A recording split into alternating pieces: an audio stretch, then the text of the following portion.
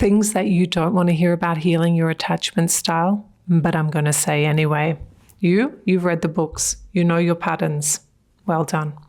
You have named your attachment style, you understand it, and yet you're still spiraling. You're still chasing, you're still shutting down. You're still feeling like love just doesn't work for you. I want you to hear me on this. Healing your attachment style is possible, but only when you stop treating it like a mindset issue and you start treating it like a nervous system one.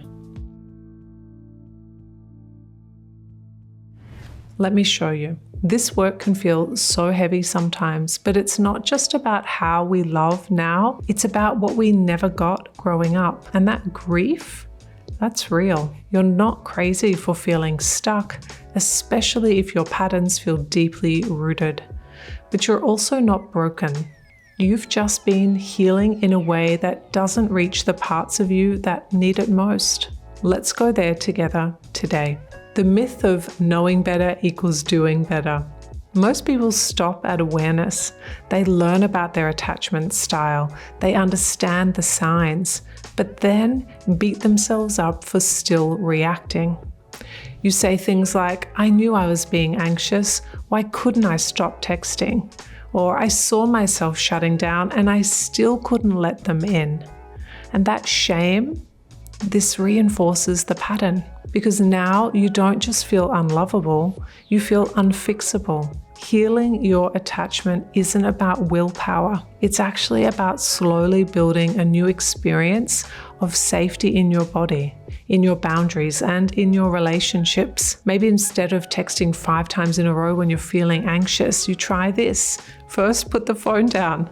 Place one hand on your chest, the other on your lower stomach, and inhale deeply. And as you breathe in, gently push the hand on your stomach outward, like you're inflating a balloon. So it goes like this. This breath work is often used in somatic therapy. I want you to do this 3 times the next time the urge to over-text comes up. You might notice that instead of spiraling or sending that 5th text, you're able to interrupt yourself and perhaps feel calmer. You may not need to send anything at all.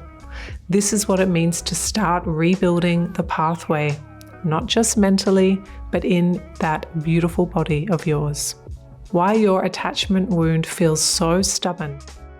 Let's break this down. Attachment isn't just emotional, it's biological. It was wired from the bottom up. Your nervous system became wired around what love felt like when you were young, what safety felt like when you were young. If love meant anxiety, you might crave chaos. If love meant absence, you might expect distance. If love meant control, you might interpret that as safety. Your system can actually reject safe things. Why? Because it doesn't match the pattern you learnt as a child. And it's not because you're doomed, it's because your nervous system needs time to recalibrate. Healing attachment is like recalibrating a compass that's been magnetized by trauma.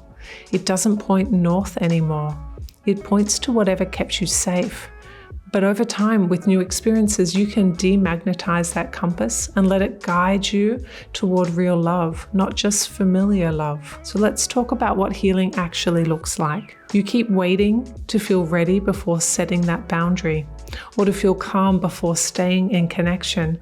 And those moments, they don't come consistently, or perhaps they don't ever come.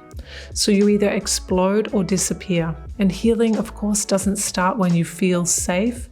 It starts when you create safety, one small rep at a time. This is nervous system work. We build safety through predictable self-care routines, boundaries we actually honor, pausing before the panic takes over, relationships that can hold our truth without flinching, or if they do flinch, being able to come back and repair. The 3-step rewiring path. Let's end this video with a plan. Here's how to begin healing, even when it feels like this wound is decades old. Number 1, catch the old story. The moment you notice the spiral, pause. Name the thought.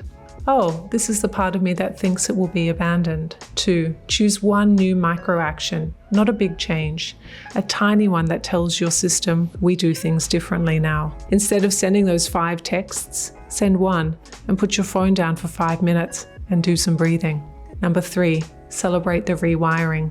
Every time you respond from your now self instead of your then self, celebrate yourself. Journal, tell a friend. This is how we rewire the loop. It's not about getting it perfect. It's about making it happen. Your attachment style is not your identity. It's a blueprint, one that was drawn in survival, one that can be rebuilt in safety. You don't have to keep reacting from the same place.